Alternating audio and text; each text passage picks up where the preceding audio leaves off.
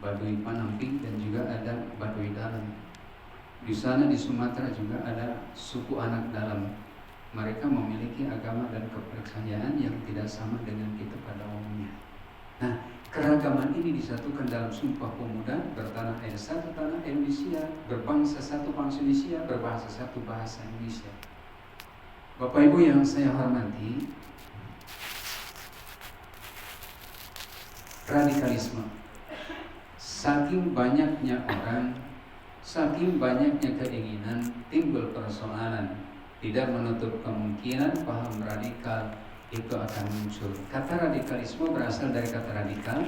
Radikal artinya berkenaan dengan akar sesuatu atau pangkal sesuatu atau tegas dalam bertindak. Menurut Kamus Ilmiah Populer, paham politik kenegaraan yang menghendaki perubahan besar dalam mencapai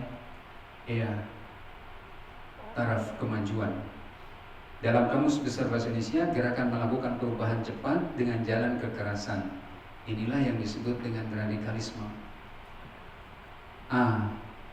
Bapak Ibu yang saya hormati, radikalisme apakah semuanya buruk? Tidak juga. Ternyata ada radikalisme yang positif. Seperti apa? Positifnya adalah dalam membela negara. Semua kita wajib memiliki sifat untuk membela negara, sikap untuk membela negara, tekun belajar, gotong royong, melestarikan kearifan lokal, menjadi pemimpin visioner juga merupakan radikalisme yang bersifat positif. Sementara yang negatifnya ada yang intoleran, anti Pancasila, anti NKRI dan lain sebagainya. Lalu terorisme, apa sih yang dimaksud dengan terorisme? Menurut Kamus Besar Bahasa Indonesia, penggunaan kekerasan untuk menimbulkan ketakutan dalam usaha mencapai tujuan, terutama tujuan politik. Ini terorisme. Sementara menurut bahasa Latin, berasal dari kata terror, gemetar atau menggetarkan. United States Federal Bureau of Investigation atau FBI, terrorism is the unlawful of use force against person or property to intimidate or force to govern the civilian population or any segment thereof in furtherance of political or social activities and the segment thereof in furtherance of political social objective. Jadi terorisme itu adalah merupakan perbuatan yang melawan hukum untuk mencapai suatu tujuan, kekerasan yang ia lakukan. Bapak Ibu yang saya hormati, dan menurut BNPT, menurut Undang-Undang Pemerintah Nomor 5 tahun 2018, setiap orang yang dengan sengaja menggunakan kekerasan atau ancaman kekerasan yang menimbulkan suasana teror atau rasa takut terhadap orang secara meluas, menimbulkan korban bersifat massal dengan cara merampas kemerdekaan atau hilangnya nyawa dan harta benda orang lain, atau mengakibatkan kerusakan atau penghancuran terhadap objek vital yang strategis, lingkungan hidup atau fasilitas publik atau fasilitas internasional. Inilah yang disebut dengan terorisme menurut Undang-Undang Pemerintah Nomor 5 tahun 2018. Bapak Ibu yang saya hormati,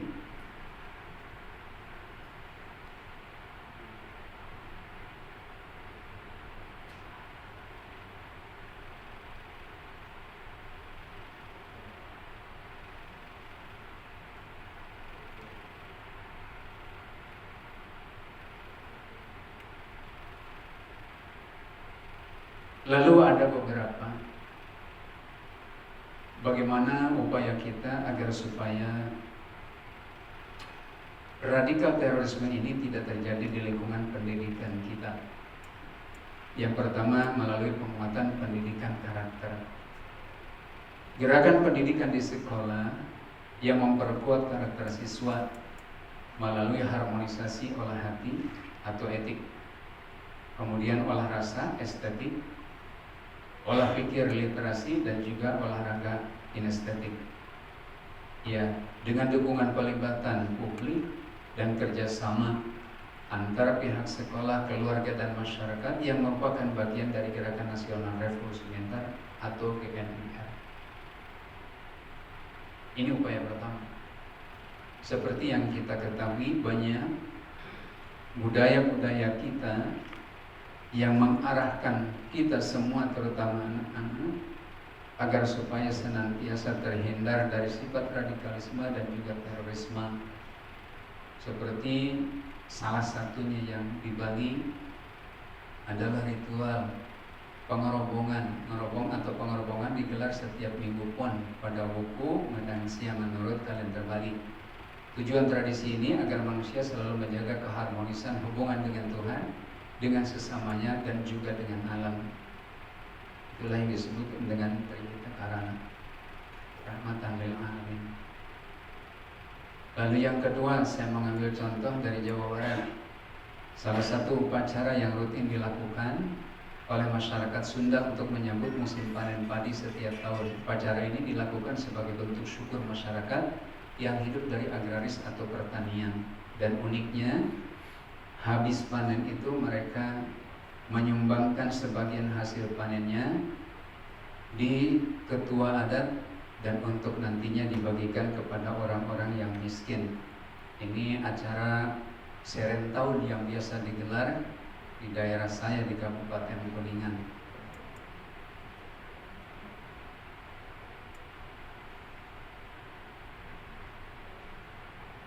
Nah, Bapak Ibu yang saya hormati, kalau dalam tradisi Jawa itu digambarkan dengan semar. Semar ini memiliki kuncung yang kecil di atas, lalu mata tembesan, mulut mesem, anting lombok, badan geropoh, dan tangannya nuding. Ini merupakan filosofi yang sangat luhur, mengajarkan kepada kita kuncung semar. Semar sudah tua, ketahuan dari uban putihnya dan juga keriputnya, tapi gaya rambutnya kuncung seperti anak kecil. Ini adalah lambang kesaktian. Semar ini merupakan kombinasi unsur tua dan juga unsur muda. Jadi walaupun penampilannya tua, semangatnya tetap muda. Ada indikasi mengarahkan keterangannya ke hal yang itu. Kemudian yang kedua, mata rembesan. Mata Semar terlihat seperti orang sedih. Ada air mata di sekitarnya, maknanya tidak mementingkan kenikmatan lahiriah saja. Yang lebih penting itu intinya kehidupan. Jadi kehidupan keseimbangan untuk saat ini di dunia dan juga untuk alam akhiratnya nanti. Lalu anting lombok mempunyai makna nasihat baik itu kadang pedas untuk didengarkan dan juga membuat telinga panas. Akan tetapi nasihat yang masuk ke dalam telinga kita walaupun pedas, banyak manfaat yang nanti dirasakan. Lalu mulut mesem tetap tersenyum meskipun raut wajahnya sedih. Sosok Semar mampu menunjukkan ekspresi senang dan sedih secara bersamaan. Hidup merupakan kombinasi antara senang dan juga susah, bahagia dan juga sengsara. Lalu badan geropoh, badannya gemuk, dadanya seperti wanita, melambangkan Semar itu bukan berjenis kelamin pria dan juga bukan wanita dan juga bukan waria. Ini adalah merupakan satu filosofi yang juga memberikan ilustrasi kepada kita bagaimana dalam melakukan kebaikan tanpa harus memandang jenis kelamin ataupun gender. Lalu berikutnya tangan nuding, selalu menunjukkan jalan yang benar, kebaikan kepada siapa saja yang meminta. Dan yang kedua, untuk agar supaya kita dapat mencegah anak-anak kita siap. Yang terakhir,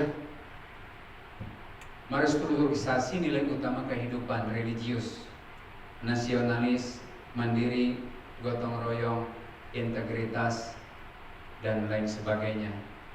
Kira-kira itu gambaran bagaimana kita mencegah terjadinya radikalisme dan terorisme.